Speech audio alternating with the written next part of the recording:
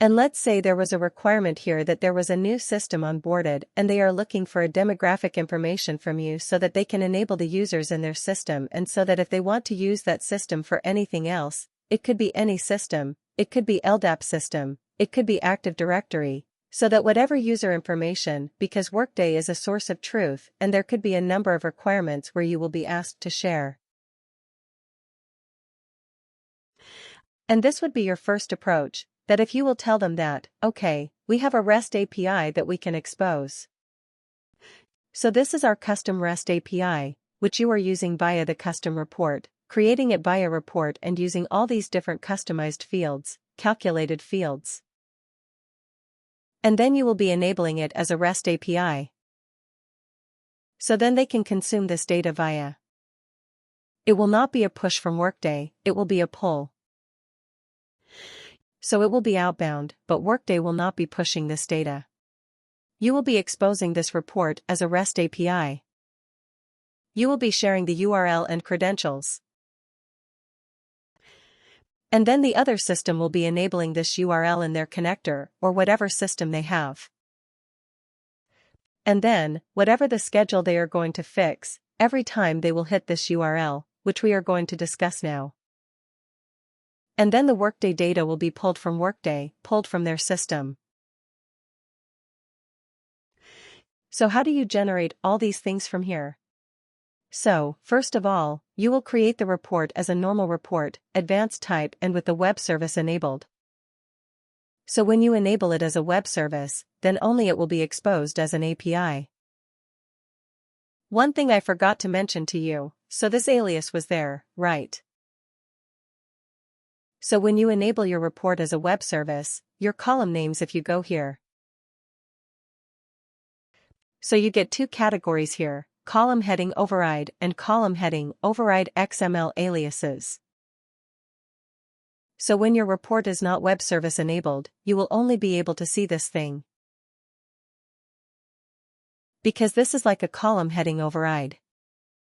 It's just like to rename your column. By default. If you do not name this column anything, then the field name itself will be used.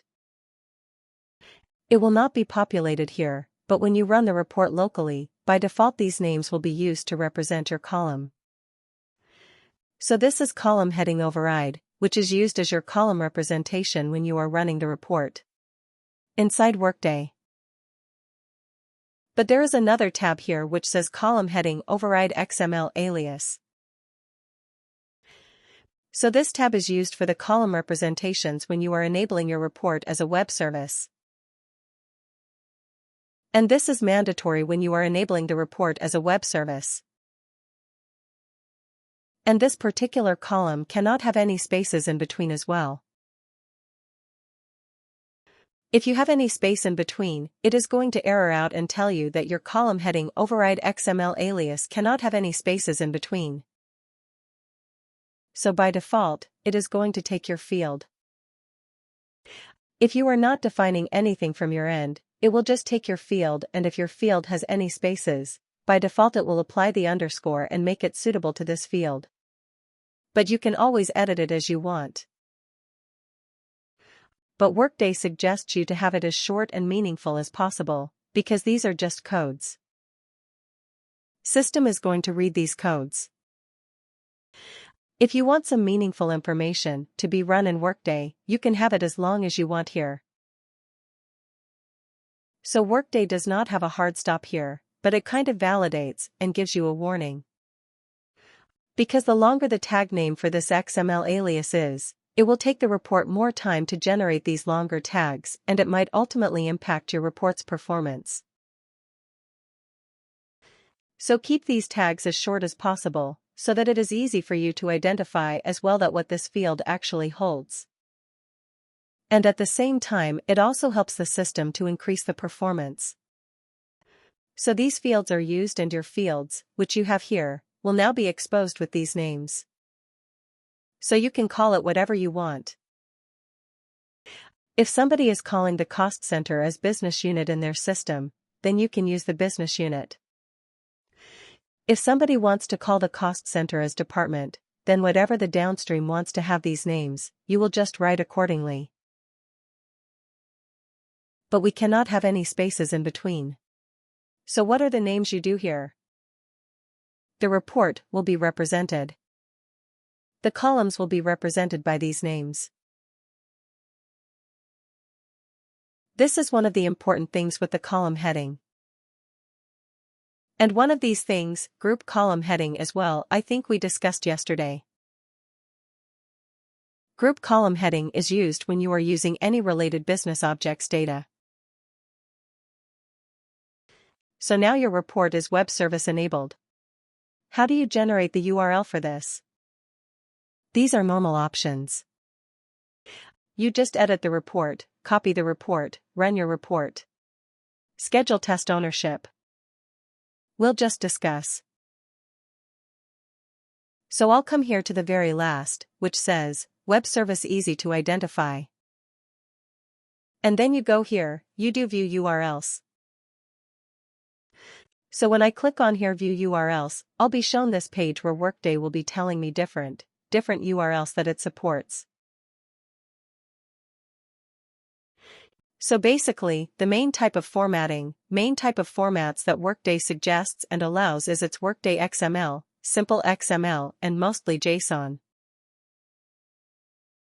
CSV is also there, but the most preferred way of the clients, as per my experience and other systems that I have worked with, the most preferred way would be the JSON. But it depends on system to system, since JSON is very light language, so it kind of also again creates a performance and make the message size very small. So the preferred way of getting the output is most downstream, by JSON. But they can ask you some other options as well, like simple XML. I have seen a system like D-Line, which is a contingent worker system.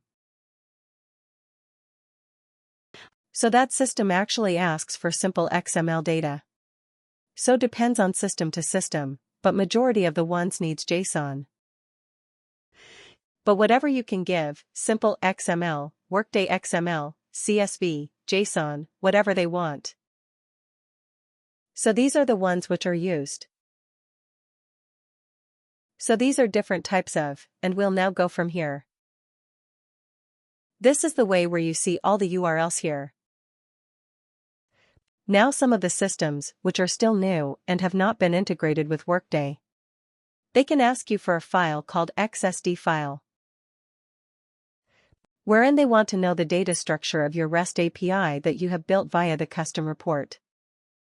To identify what kind of fields you have added in your system.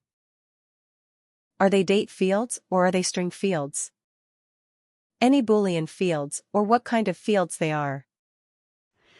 To understand the data structure of their fields so that the tabular structure or the database structure that they are building inside their system to consume your data. They will be accordingly creating using the XSD structure. So it's like a schema of your REST API, which does not contain any data. Just the schema representation of the fields that you are using. That's how your data will be represented there. It will not contain any data. It will just be the schema representation of the data structure that you are going to share them. So not every client will ask for it, but if they ask for it, you have this option. It will be generated in the form of XML. So you can share it using this. We will see how to be generated. But if any system asks for it, you can share. But usually not every system asks for the XSD structure. But if they do ask, then you have the option. How do you generate this? You just click on it here on the XSD URL. It will be open in another tab in your XML here. You can also download this file if you want. This is how your XSD structure is generated. Now how this XSD structure is understood. If you see here, it's kind of an XML document which is created here by WebDev for you. It has some basic XML concepts laid in here, since XML is owned by the W3 org, and they are the writer of this. You will see a lot of libraries and the namespaces, which are coming from the W3 org school. This is like the XML tag here, XSD schema, which is built here. Everything is inside this XSD schema, which is getting opened here and closed here. In XML, every element is opened and closed to make it a perfect syntax structure. If some element is open and it is not getting closed, it is not a perfect XML. This is how your XML is there. This is the XSD schema. Then these are the things which are called as XMLNS, that is, XML namespace. These are namespaces, which are uniquely identifying any elements which are created or used by these organizations. The namespace of this is XML namespace XSD, because this is the XSD schema. The namespace that they have given is XSD. Any elements which are used as an XSD prefix, that means they are belonging to this XML namespace. Similarly, there is another namespace here, XMLNSWD. Have you seen this anywhere? Can you remember what I said? Have you seen it before? Namespace in the Advanced tab. Correct. This is the namespace of your report that we have just seen. This is how your technical representation of your report name here. This is a namespace, as we discussed in the Advanced tab. Workday is generating the namespace XMLNS. The alias of the namespace is WD. What is the complete name? It's this any data that will be coming from our XML as an employee ID, or whatever you have written. That will be prefixed with WD. Namespaces are uniquely identifying the data source from where those elements are coming in.